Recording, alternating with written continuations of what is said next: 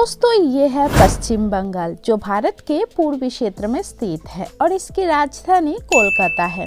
अपने 9 करोड़ से भी ज़्यादा आबादी के साथ ये भारत का चौथा सबसे अधिक आबादी वाला राज्य है और एरिया वाइज देखा जाए तो ये भारत का 13वां सबसे बड़ा राज्य है। इसकी सीमा पूर्व में बांग्लादेश, नेपाल और उत्तर में भूटान से मिलता है। पश्चिम बंगाल को कल्चरल कैपिटल भी कहा जाता है। ये वो धरती है जहाँ की मिट्टी में इतिहास, कला और साहित्य की खुशबू बसी है। लेकिन दोस्तों आज हम सिर्फ इसके इतिहास की नहीं बल्कि इसके तेजी से बदलते वर्तमान और सुनहरे भविष्य की बात करेंगे। क्या आपको पता है कि पश्चिम बंगाल आज केवल कला और संस्कृति का केंद्र नहीं है बल्कि विकास और आर्थिक प्रगति के मामले में भी नई ऊंचाइयां छू रहा है।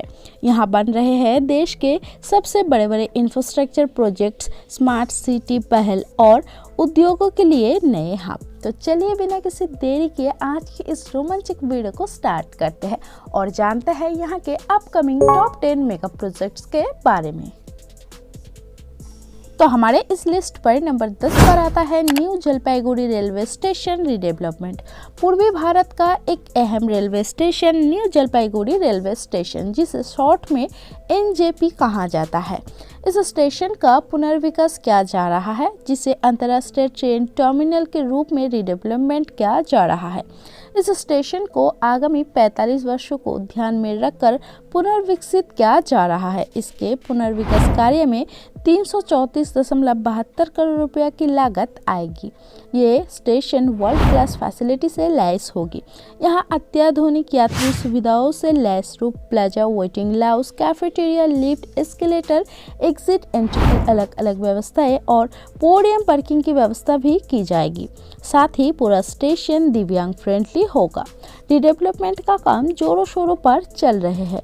रिडेवलपमेंट के बाद न्यू जलपाईगुड़ी रेलवे स्टेशन यात्रियों को विश्व स्तरीय सुविधाएं तो प्रदान करवाएगी ही, साथ ही इससे क्षेत्र के पर्यटन और उद्योगों को भी बढ़ावा मिलेगा। नंबर 9 पर आता है कोलकाता मेट्रो एक्सटेंशन। दोस्तों कोलकाता मेट्रो नेटवर्क को 2027 तक 130 किलोमीटर से भी ज़्यादा एक्सटेंशन किया जाएगा। इसमें जोका से एस्प्लैनेड और न्यू गौड़िया से कोलकाता एयरपोर्ट तक के फेज 1 सेक्शन शामिल होंगे। एक बार चालू होने के बाद नेटवर्क से पूरे कोलकाता शहर को जोड़ने की उम्मीद है। कोलकाता मेट्रो की लाइन 3 या पर्पल लाइन एक निर्माणाधीन मेट्रो लाइन है। पूरा होने के बाद कोलकाता मेट्रो की पर्पल लाइन दक्षिण में जोका और उत्तर में एस्प्लैनेड को जोड़ेगी। कोलकाता मेट्रो लाइन 4 का विस्तार रेल विकास निगम लिमिटेड द्वारा किया जा रहा है। पूरी तरह से बन जाने के बाद येलो लाइन नोआपाड़ा को पश्चिम बंगाल के उत्तर 24 परगना जिले के बारासात क्षेत्र से जोड़ेगी। नंबर 8 पर आता है वैदिक प्लानिटेरियम। दोस्तों पश्चिम बंगाल के मायापुर में दुनिया का सबसे बड़ा हिंदू मंदिर वैदिक प्लानिटेरियम बनाया जा रहा है। दोस्तों इसका काम ऑलमोस्ट हो चुके हैं। ये दुनिया का सबसे बड़ा हिंदू मंदिर होगा। ये मंदिर कोलकाता से करीब 130 किलोमीटर दूर स्थित है। जब ये पूरी तरह से बनकर तैयार हो जाएगा तो इसकी भव्यता और वास्तुकला श्रद्धालुओं को खूब आकर्षित करेगा। ये अब तक का सबसे महंगा मंदिर भी होगा जिसके निर्माण पर $100 मिलियन की लागत आएगी। मंदिर 113 मीटर ऊंचा होगा। जब ये पूरी तरह बनकर तैयार हो जाएगा तो ये दुनिया के सबसे बड़े और सबसे ऊंचे मंदिरों में शामिल हो जाएगा। ये इस्कॉन का हेडक्वार्टर भी होगा। नंबर 7 पर आता है कोलकाता वाराणसी एक्सप्रेसवे। कोलकाता वाराणसी एक्सप्रेसवे जिसे कोलकाता रांची वाराणसी एक्सप्रेसवे के नाम से भी जाना जाता है। ये एक्सप्रेसवे 610 किलोमीटर लॉन्ग है जो 6 लेन का होगा जिसे बाद में एक्सपेंड किया जा सकता है। ये प्रोजेक्ट भारत सरकार की भारतमाला प्रोजेक्ट का हिस्सा है। ये एक्सप्रेसवे भारत के 4 राज्य यूपी, बिहार, झारखंड और वेस्ट बंगाल से होकर गुजरेगा। ये ग्रीनफील्ड एक्सप्रेसवे यूपी के बरहौली से स्टार्ट होकर बिहार, झारखंड होते हुए वेस्ट बंगाल के उलूबेड़िया में समाप्त होगा, जिसके लिए लगभग 35,000 करोड़ रुपया खर्च होने की अनुमान है। इस एक्सप्रेसवे को 2027 तक कंप्लीट करने का लक्ष्य है। ये एक्सप्रेसवे शुरू होने से कोलकाता से बनारस जाने में बस 7 से 8 घंटे का समय लगेगा, जहां अभी 12 से 14 घंटे का समय लगता है। साथ ही कई इंडस्ट्री का विकास होगा, जिससे क्षेत्र में आर्थिक विकास को भी बढ़ावा मिलेगा। नंबर 6 पर आता है Tajpur Purulia industrial corridor.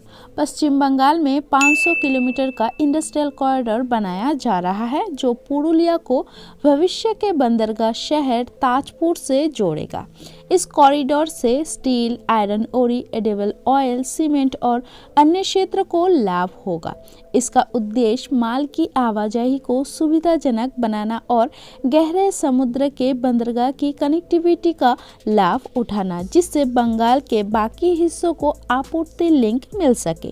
State government सड़क निर्माण और रेलवे प्रतिष्ठानों सहित कनेक्टिविटी चुनौतियों का समाधान करने के लिए प्रतिबद्ध है, ताकि क्षेत्र में व्यवसायों के निवेश के लिए अनुकूल माहौल बनाया जा सके।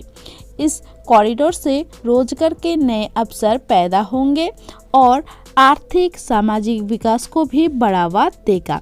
ये लॉजिस्टिक सेक्टर के लिए जगह उपलब्ध करवाएगा। नंबर 5 पर आता है कल्याणी एयरपोर्ट। कोलकाता को जल्द ही कल्याणी में अपना दूसरा एयरपोर्ट मिलने वाला है।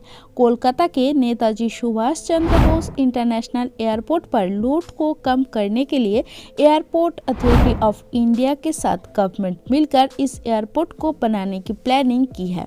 ये कोलकाता से लगभग 50 किलोमीटर दूरी पर है। कल्याणी एयरपोर्ट 1500 एकड़ के क्षेत्र को कवर करेगा और सालाना लगभग 8.5 मिलियन यात्रियों को सेवा प्रदान करने की क्षमता रखता है। एयरपोर्ट अथॉरिटी ऑफ इंडिया ने 2030 तक एयरपोर्ट को ओपन करने की उम्मीद जताई है। इस प्रोजेक्ट से कल्याणी और उसके आसपास के क्षेत्र में आर्थिक गतिविधियों में वृद्धि होने की और रियल एस्टेट सेक्टर पर भी काफ़ी अहम प्रभाव पड़ने की उम्मीद है। नंबर 4 पर आता है शिवक रंगपुर रेल प्रोजेक्ट। शिवक रंगपुर रेल प्रोजेक्ट जो कि अंडर कंस्ट्रक्शन है।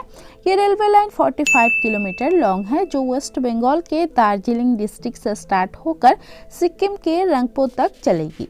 इस प्रोजेक्ट के अंदर 14 टनल्स, 13 मेजर ब्रिजेस और 9 माइनर ब्रिजेस और 5 स्टेशन बनाए गए हैं। इसमें सबसे लंबा टनल है टनल T10, जिसकी लंबाई 5.3 किलोमीटर और सबसे लंबा ब्रिज है BR17।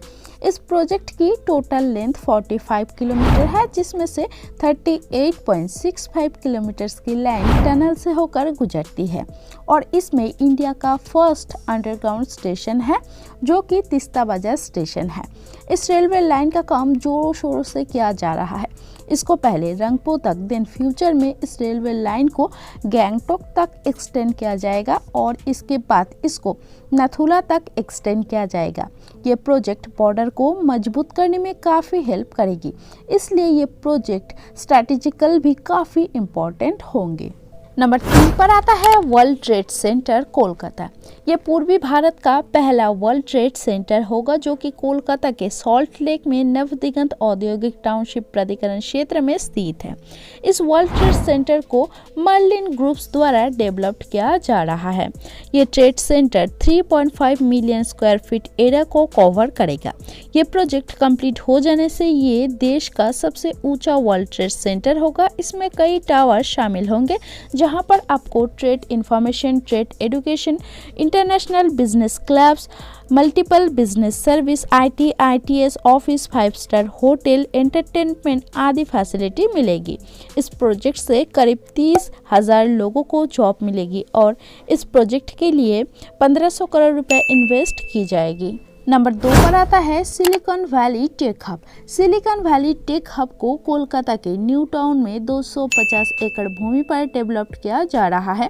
इसका उद्देश्य IT, ITS और टेलीकॉम सेक्टर्स में निवेश आकर्षित करना, जिससे एम्प्लॉयमेंट अपॉर्चुनिटीज जनरेट होंगे। यहाँ रिलायंस इंडस्ट्रीज, अदानी एंटरप्राइजेस और टाटा जैसे टॉप कंपनियां मौजूद होगी। सरकार का मानना यह है कि ये टेक हब लगभग 1 ट्रिलियन रुपए की निवेश निवेश को आकर्षित करेगा और लगभग 50,000 जॉब डायरेक्ट रूप से क्रिएट करेगा। इसके अलावा इस टाउनशिप से इनडायरेक्टली भी जॉब जनरेट होने की उम्मीद है। नंबर 1 पर आता है कोलकाता बैंकॉक हाईवे। दोस्तों, कुछ सालों बाद आपको थाईलैंड जाने के लिए फ्लाइट की ज़रूरत नहीं होगी। आप अपना कार या बाइक से ही थाईलैंड जा पाएंगे। जी हाँ दोस्तों, अगले कुछ वर्षों में कोलकाता से बैंकॉक आप डायरेक्ट रोड से ही ट्रैवल कर पाएंगे। कोलकाता से बैंकॉक तक हाईवे बनाया जा रहा है, जिसे ट्राइलेटरल भी कहा जाता है। पूर्व प्रधानमंत्री अटल बिहारी वाजपेयी जी ने 2002 में इस ट्राइलेटरल हाईवे को प्रपोज किया था। इस हाईवे को कोलकाता से स्टार्ट किया जाएगा, जो वाया म्यांमार होते हुए थाईलैंड की राजधानी बैंकॉक तक जाएगी। इस प्रोजेक्ट को बिम्स्टेक द्वारा बनाया जा रहा है।